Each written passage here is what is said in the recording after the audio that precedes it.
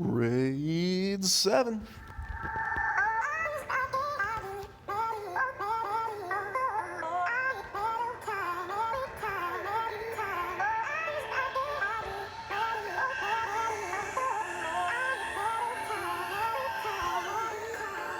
Welcome back to another video. We're going to run through Raid 7 today, and then I'll give you a little teaser into Raid 8 because that video has already been filmed, fellas. I was just feeling it. I was in the mood. I was in the moment. So hopefully I'll remember to do a little tease on that. So what are we doing? We're going to go and look at the monsters real quick. We're going to do that. Look at those monsters so that we can see the bosses. So Death Spiral, 4. Yeah, 4. This guy. This is the boss. These are the stats that he has. It is believed that Raid 6 plus 3, or Raid 6 plus 7 plus 8 bosses combined gives you a new fusion. We've talked about that a little bit. Let's talk about this guy. Closest enemy. I would really wish they would stop rewording stuff. Y'all messing me up. But he's got attack all, attack near, heal nearest 3. He's got attack power to the target enemy. Dude, that's gonna be rough. High heat beam, that's gonna be rough. And then he's got, are these both just tech target skills? It's using the shielding icon, which is messing me up right now. So it's a 3 SP attack target, and it's a 4 SP attack target. So those are gonna be some spicy meatballs over here. But they have got to unify the attack icons between weapons and minions and all that. Attack target should always look like attack target.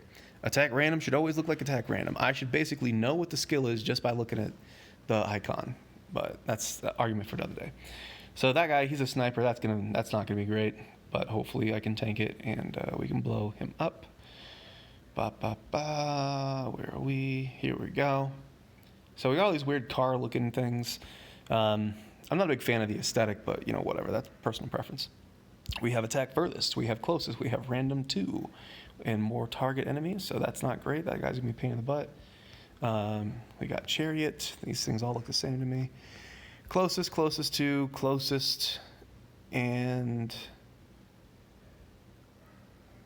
deals photon damage equal to of your attack to yourself.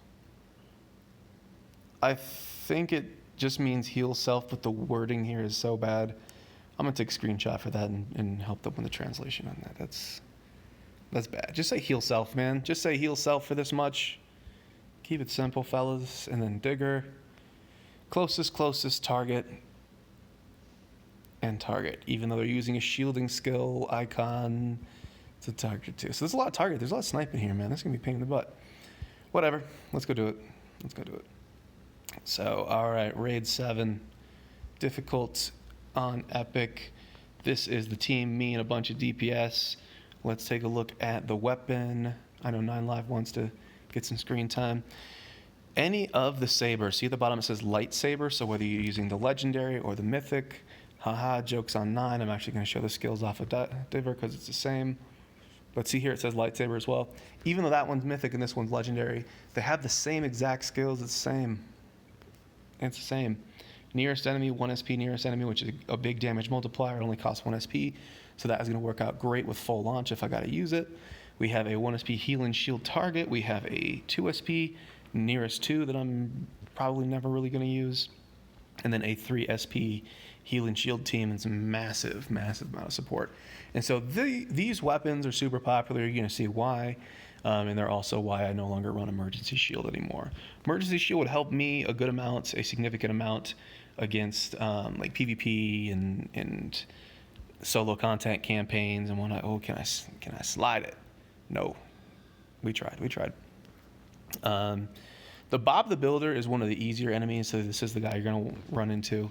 I'm gonna be honest, I can't tell these things apart, so it's not a big deal. Let's heal and shield the tank. I probably don't need to do that here. I do that in Raid 8, but you know what? Maybe that's gonna be a good play. We'll see. But anyways, I don't know. I was rambling about something. Let's just get through it.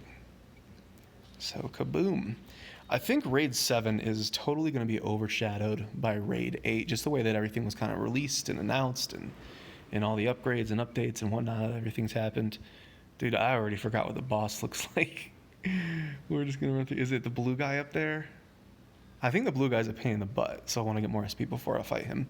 I don't remember, dude. I don't remember any of these guys.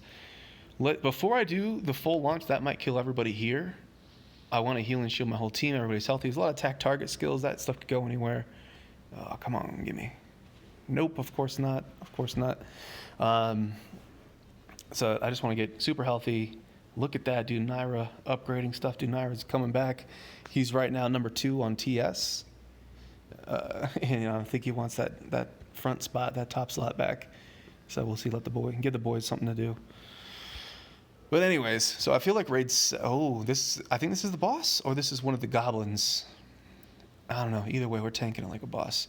But anyway, I do think Raid 7 is going to be overshadowed by Raid 8. I feel like it's a little bit unfortunate. It really didn't have any time to shine because basically, this is either the goblin or the boss. Come on, give it to me with gold. Give it to me with gold. Damn. I want one of these so that I can be ready to make the Trail Goddess thing, the new one. On paper, I thought it looked bad, just the high SP skills on her. If you divide the damage by the SP, it doesn't look like great damage per SP. But who knows? Some people are saying that she's hitting hard, so I want to check it out and make a video for you fellas. But it would be great if I would have captured that guy, that I never have to come back here. Because, like I said, Raid 7 is completely overshadowed by Raid 8, and I anticipate if you're strong enough to unlock Raid 7, there's probably a good chance that you're strong enough to unlock Raid 8, and then at that point, why would you even bother a Raid 7 unless you're coming here trying to capture a minion or something? Raid 8 has higher total stats on the mythics. I think that Raid 8 has better mythics. I'll show you both of the mythics again. I showed you the Raid 7 mythics when we first got here. Oh, there's the boss. Duh, of course it's going to be a humanoid. But I'll show you the Raid 7 mythics again, and then I'll show you the Raid 8 mythics, and you can see the total stats difference, and you can also see the bonuses and whatnot. But I think there's just no way, based on the way things were released, for this raid, we caught something, for this raid to not be overshadowed. I just think it's just how it is. So let's see how this goes. I haven't done this raid in a while. When I first unlocked this raid, it was dropping less materials than Raid 6. So I'm like, why would I do a harder content? Why would I do something that's more difficult when I can just farm Raid 6 AFK, autopilot, and get more reward for it? Didn't make any sense, and I didn't have Raid 8 unlocked at the time. Now they came out with the loot boxes, I got off my butt and I've unlocked Raid 8. So of course I'm in there. So like I said, if you're strong enough to get this unlocked, you're probably strong enough just to murk everything like you're seeing here, and then the attacks don't matter too much. Keeping shielding up is nice. There could be some snipe. We just had the announcement that they're increasing friend slots. That is crazy. It's finally happening. We put some pressure on them. Y'all put some pressure on them. Y'all helped. We're seeing that happen. So I think that's part of the preparation for getting ready for iOS. So whenever that comes out, it's not if, it's a when. Whenever iOS is ready to roll, that we're ready to handle a bigger population, and that means that y'all need some friend slots. So keep an eye out for community stuff. We'll be doing some friend slots, even though some of y'all are giving me some entitled attitude. I'm gonna just let it go, and I'm gonna go back to building my community. That's the game plan, at least. Or you know what? Maybe we'll just add a bunch of sub guilds and we'll just do it all alliance style. I don't know. We'll figure it out. I'm just a little bit salty at some of the reactions. For no reason other than I just feel like doing it. I'm going to do the shielding skill there, keep my team nice and healthy, and then, you know what? Let's just hit auto if there's anything left. Are we done yet? Nope. One more. So, overshadowed raid. Fortunately, I think the aesthetic here is cool. I think the art's cool. I like the little animation in the background. I think it's a cool map. I don't understand why we have the mech cars. They don't really fit here. Are they supposed to be like Mars rovers? Like colonizing Mars, you gotta dig up some stuff, and it doesn't make any sense. I like just a little bit more of thematic stuff. Like, if I'm gonna be on the moon, can I fight moon guys? Can I fight some alien looking dudes? Why am I fighting Megatron? It doesn't make any sense. I wanna fight, the Moonanites. I want to fight some of that weird stuff, aliens and whatnot.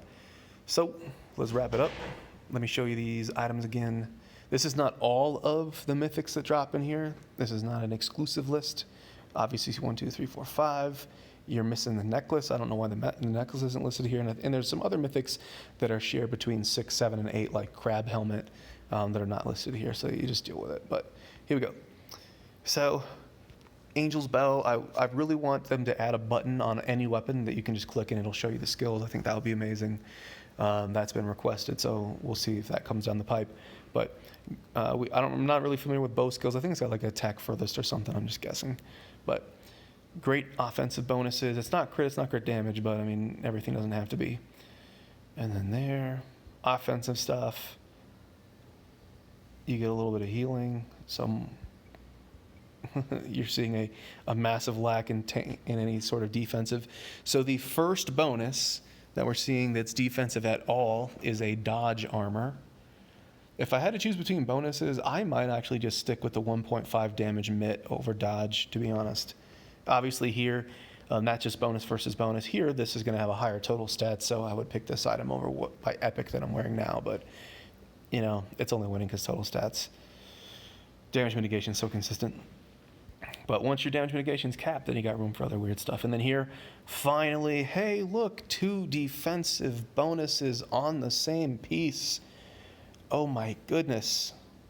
Amazing, right? So, yeah, it's pretty good for a tank. Some tanky stuff. Let's jump over, give you a little bit of a teaser for Raid 8. That video has been filmed and shall be posted at the same time or right after this one. And let's do it backwards. Let's look at this one at the bottom.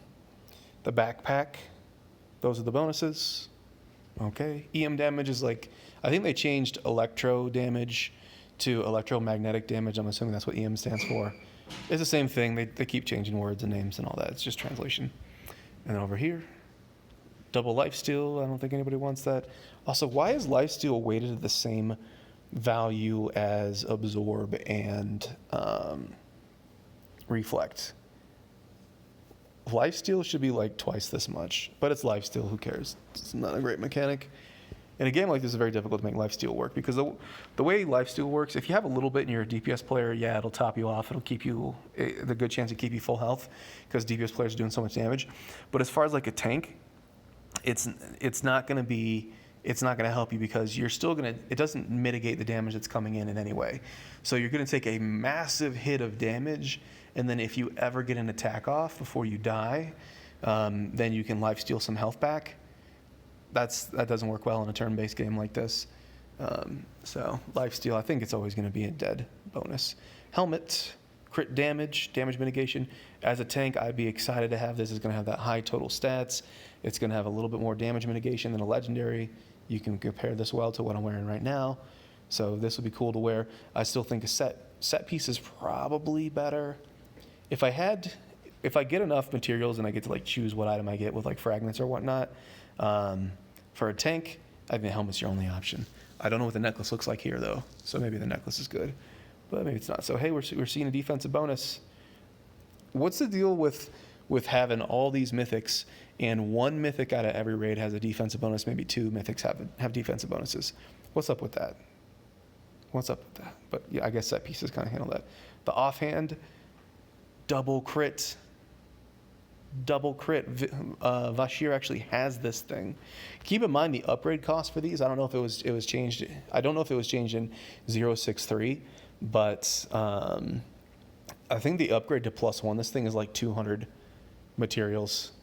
So I hope that gets looked at. I don't think that's the way that should be. We did get materials increased, so maybe we're moving in that direction. I don't know, but if it's still 200 materials to upgrade this thing +1, what? 200 materials? You kidding me? And then the weapon. You want to see? What if I just ended the video and didn't show you the weapon? How mad would you guys be? Okay. Double crit laser cannon with some absorb. Tell me that's not beautiful. Double crit. You have 2 double crits. This is competitive. I don't know as far as the total stats. This is competitive with set pieces. So if you're hanging out there and you might be a strong player and you want to play with your friends, but that means you're in like a newer guild or a weaker guild and you're not merking through guild bosses, you can just go on your own, assuming you have a decent raid team. You can just go on your own and just farm the heck out of raid 8 and potentially get this item. They have changed the fragment costs. They have increased drop rates of stuff. I mean, you got loot boxes now. You actually have a chance of getting this item. And that means you don't have to wait until your guild kills Guild Boss 4. Because it's Guild Boss 4 that drops the set weapons. So you don't have to wait for that. That's beautiful, man. It's so beautiful. Let me just add up this total stats before I wrap this video. I think a set piece has 328 total stats when it starts out. That might be wrong. I might actually go add that up just to be sure, but let's see. Bum, bum, bum. Yeah, this is super close to set piece. This is 322 stats for unupgraded. And then let's go over here, look at 9 lives, getting that total stats on there.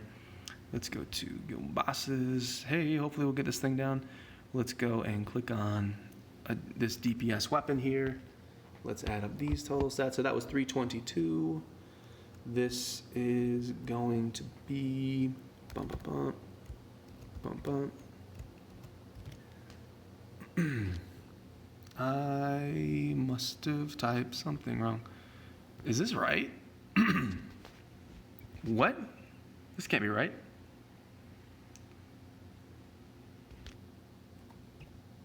Okay, yeah, I messed something up. Yeah, so I was correct. It was 328. So the mythic from raid 8 is 322. The set piece is 328, and all the set pieces have the same starting total stats. So super, super close. If you don't want to wait for your guild to punch through Guild Boss 4, you can just get off your own butt, go out and go and raid 8 and start merking stuff. And they added a bunch of friend slots, or they're going to add a bunch of friend slots soon. So heads up, maybe Unity will start doing some more community events and whatnot. I'm trying to encourage other people, other guilds, whether they're in the Alliance or outside the Alliance, to start doing their own events and own community building stuff. But there you go, fellas. That's Raid 7. As always, appreciate you guys for watching, and I will see you in the next video.